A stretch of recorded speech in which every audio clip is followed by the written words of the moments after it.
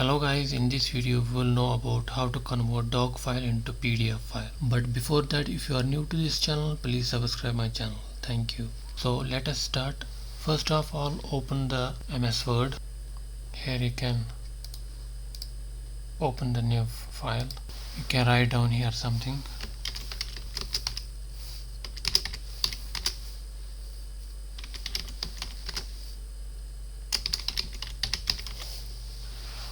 Now if you want to save it as, first we can save it as a doc file.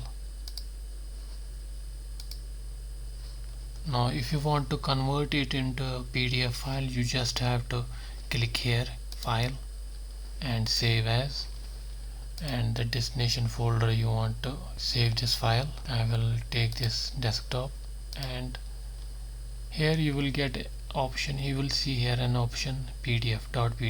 Click here and write down here name according to your file and click save. Now this will save as, now you can see this is a PDF file. I have saved this file as PDF file.